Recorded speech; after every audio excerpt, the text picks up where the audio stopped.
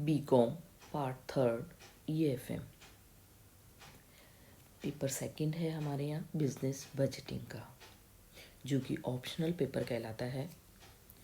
इसका chapter first चल रहा है, उसमें हम काफ़ी कुछ पढ़ चुके हैं। आज हम पढ़ेंगे प्रिपरेशन ऑफ बजट, बजट बनाने की प्रक्रिया।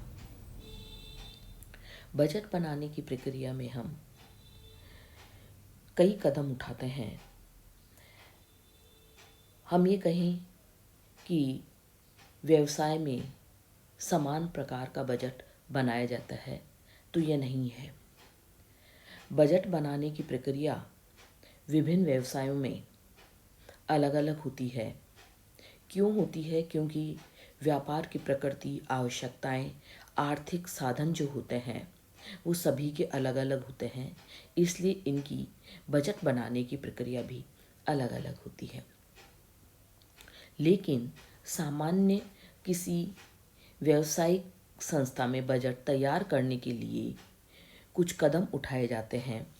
वो कदम है, पहला है नीति निर्धारण, दूसरा बजट अनुमानों की तैयारी, तीसरा समन्वय एवं पुनर्विचार और चौथा बजट तैयारी एवं अंतिम अनुमोदन। तो सबसे पहले हम पढ़ेंगे नीति निर्धारण। सबसे पहला कदम नीति निर्धारण को होता है। इसमें सबसे पहले बजट निर्माण में व्यवसाय की नीतियों को निर्धारित किया जाता है। ये नीतियां जो होती हैं वो व्यवसायों के लिए भिन्न भिन्न होती हैं। अधिकांशतः ये व्यवसाय की विक्रय, उत्पादन लागत, रोकड़, स्कंद और पूंजी संबंधी दीर्घकालीन योजनाएं होती हैं। इन नीतियों को निर्धारित करने का कार्य प्रबंधक का होता है, जिस पर विचार करने के लिए सभी अधिकारियों की एक सभा बुलाई जाती है। इस सभा में आने वाले वर्ष के मुख्य लक्ष्यों और इन्हें प्राप्त करने के साधनों पर विचार किया जाता है।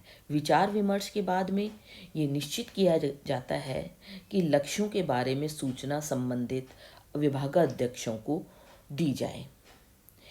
इन्हीं के आधार पर प्रत्येक विभागाध्यक्ष अपने अपने विभाग का बजट फिर तैयार करता है।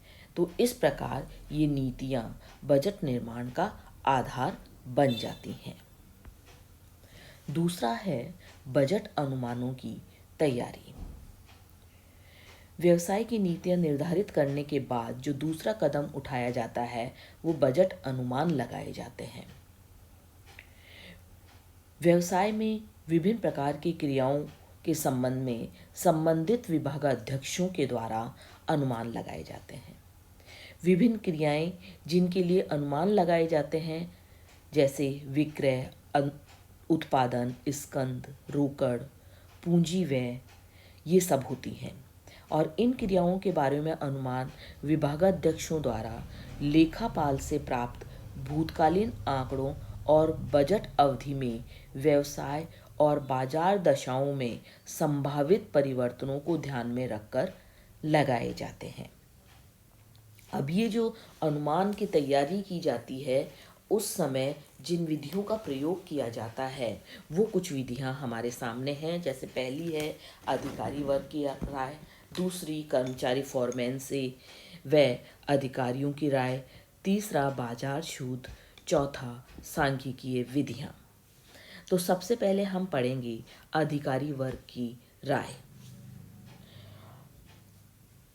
नाम से ही स्पष्ट है कि इसमें किससे राय ली जाएगी? अधिकारी वर्ग से ली जाएगी। तो इसके अंतर्गत प्रत्येक विभाग का अधिकारी या विभागाध्यक्ष अपने विभाग से संबंधित सभी क्रियाओं के लिए अनुमान लगाता है।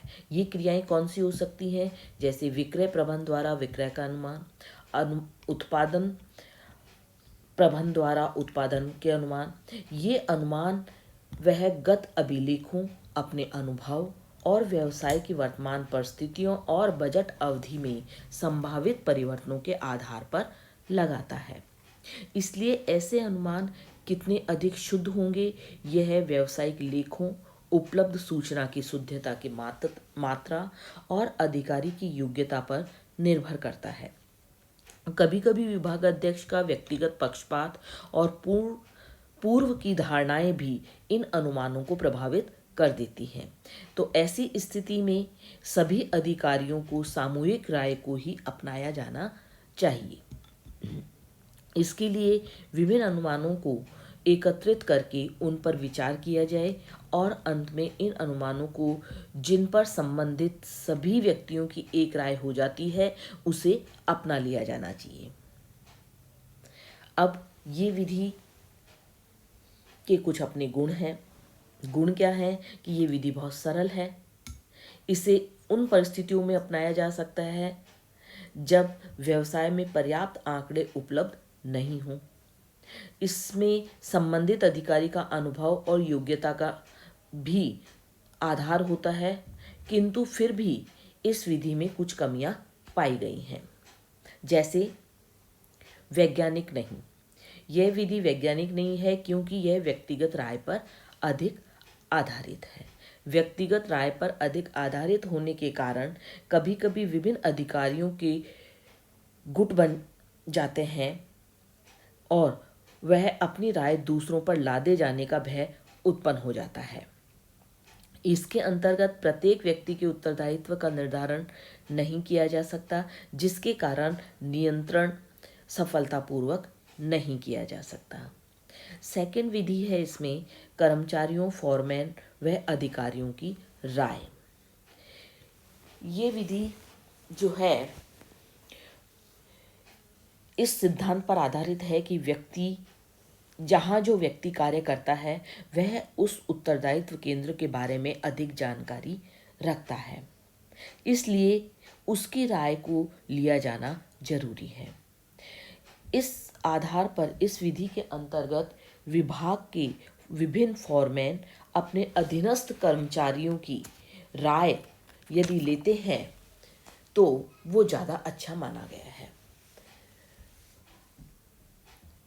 विभागाध्यक्ष या फोरमैन वह उनके विचारों को ध्यान में रखते हुए अपने अपने केंद्रों के अनुमान विभागाध्यक्ष को प्रस्तुत करते हैं और विभागाध्यक्ष अपने अनुभव और योग्यता के आधार पर इन अनुमानों में संशोधन करता है और उन्हें अनुमोदित करता है। इस विधि का प्रयोग सभी कार्यात्मक विभागों के संबंध में किया जाता है। इस विधि के भी कुछ लाभ हैं हमारे।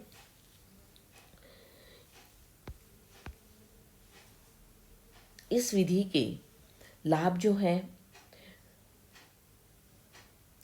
सभी व्यक्तियों की राय और सहयोग की भावना इसमें जागृत होती है, क्योंकि फोरमैन अपने अधीनस्थ कर्मचारियों की राय लेता है तो और विभागाध्यक्ष अपने अधीनस्थ कर्मचारियों से राय लेता है। तो इस प्रकार इसमें सभी व्यक्ति अपनी राय देते हैं, जिससे कि सहयोग की भावना जागृत होती है।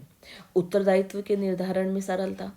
उत्तरदायित्व भी निर्धारित हो जाता है कि इसमें फोरमैन, कर्मचारी और विभागाध्यक्ष तीनों का उत्तरदायित्व निर्धारित है कि फोरमैन कर्मचारियों से राय लेगा और कर्मचारियों को उसमें राय देनी होती है तो उनकी भी भागीदारी जरूरी है, और विभागाध्यक्ष फोरमैन से राय लेगा। तो तीनों का उत्तरदायित्व इसमें निर्धारित हो जाता है।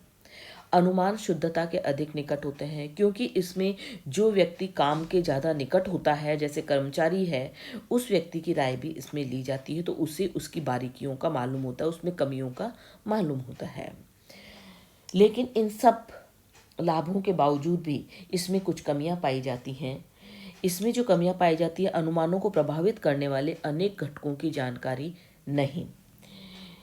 इसमें अनुमान लगाने वाले कर्मचारियों को अनुमानों को प्रभावित करने वाले अनेक घटकों की जानकारी नहीं होती। जैसे एक विक्रेता विक्रय समय में विक्रय मात्रा का ज्ञान तो रखता है, लेकिन उस पर सामान्य आर्थिक स्थिति और चक्रीय परिवर्तन जैसे घटकों का उसे ज्ञान नहीं होता है। दूसरा है इसमें कि पक्षपातपूर्ण राय से अनुमान प्रभावित। प्रत्येक कर्मचारी की पक्षपातपूर्ण राय से भी अनुमान प्रभावित होते हैं, क्योंकि प्रत्येक कर्मचारी अपने आप को अच्छा साबित करने में लगा हुआ होता है। समय अधिक, क्योंकि इस विधि द्वारा अनुमान लगाने में पर्याप्त समय लगता है, क्योंकि कार्यरत कर्मचारी के पास इतना पर्याप्त समय नहीं होता कि वह उस पर सोच सके, तो जैसा होता है वैसी वो राय अपनी दे देता है। नेक्स्ट है बाजार शोध। बाजार शोध द्वारा यह जानकारी प्राप्त की जाती है कि संस्था के उत्पादों की किस स्थान पर, किस मूल्य पर और कितनी मात्रा की मांग है। इसका उद्देश्य ये पता लगाना होता है कि अधिकतम लाभ के लिए कितनी मात्रा का उत्पादन किया जाए। इसके साथ इसके लिए बाजार से संबंधित आंकड़ों को एकत्रित किया जाता है। इसके बाद ही उनका विश्लेषण करके ये निष्कर्ष निकाला जाता है कि उपभोक्ताओं की रुचि, फैशन आदि की निरंतर जानकारी प्राप्त की जाती है, तभी वे सही बाजार का विश्लेषण कर सकते हैं। नेक्स्ट है सांख्यिकीय विधियाँ। बजट निर्माण में सांख्यिकीय विधियों का भी प्रयोग होता है, जिसे हम क्रियात्मक शोध भी कहते हैं। इन विधियों का अनुकूलतम स्कंद की मात्रा का निर्धारण, लागतों का स्थायी और परिवर्तनशील में विभाजित आदि में प्रयोग किया जाता है। सांख्यिकीय विधियों के आधार पर लगाए गए अनुमान अधिक सत्य होते हैं। क्यों होते हैं सत्य? क्योंकि इसमें व्यक्तिगत पक्षपात से प्रभावित ये नहीं होती है। लेकिन इन विधियों का प्रयोग इस मान्यता पर आधारित होता है कि भूतकालीन परिस्थितियां भविष्य में यथावत रहेंगी, जबकि सामान्य जीवन में ऐसा संभव नहीं है। इसीलिए इन विधियों के आधार पर लगाए गए अनुमानों में बदलती हुई परिस्थितियों के आधार पर संशोधन कर लेना चाहिए। जितनी भी विधियां हमने पढ़ी हैं, उन विधियों में अपने अपने दृष्टिकोण से ठीक हैं, लेकिन बजट अनुमानों के लिए एक से अधिक विधियों का एक साथ प्रयोग अधिक उचित रहता है। नेक्स्ट है थर्ड पॉइंट आपके समन्वय एवं पुनर्विचार। इसमें चेन बनी हुई होती है विभागाध्यक्ष, बजट अधिकारी और बजट समिति। तो प्रत्येक विभागाध्यक्ष अपने बजट अनुमान बजट अधिकारी के पास भेजता है, जो कि इन्हें बजट समिति के सम्मुख प्रस्तुत करता है। बजट समिति विभागीय बजट अनुमानों में उल्लेखित विभिन्न वैकल्पिक योजनाओं पर विचार करती है। इनमें जो विकल्प संस्था की लाभदायकता की दृष्टि से उपयुक्त होता है, उसे चुन लिया जाता है। और इस दौरान यदि कोई बजट कारक ऐसा है जिसकी वजह से बजट अनुमानों को प्राप्त करना कठिन होता है, तो उसे दूर करने का उपाय भी किया जाता है और उस पर विचार विमर्श कर लिया जाता है। यदि उसे दूर करना संभावित नहीं होता है, तो संबंधित विभागाध्यक्ष को बजट अनुमानों में परिवर्तन करने के लिए कहा जाता है। तो इस प्रकार समन्वय एवं पुनर्विचार की विधि को अपनाया जाता है। नेक्स्ट लास्ट पॉइंट है बजट तैयारी एवं अंतिम अनुमोदन। उपरोक्त प्रकार के से चयनित बजट अनुमानों को लिखित रूप, जिसे हम बजट कहते हैं, में प्रस्तुत किया जाता है। सभी विभागीय बजट अनुमानों में समन्वय स्थापित हो जाने के बाद बजट अधिकारी इनके आधार पर संस्था का क्या बनाता है? मास्टर बजट बनाता है।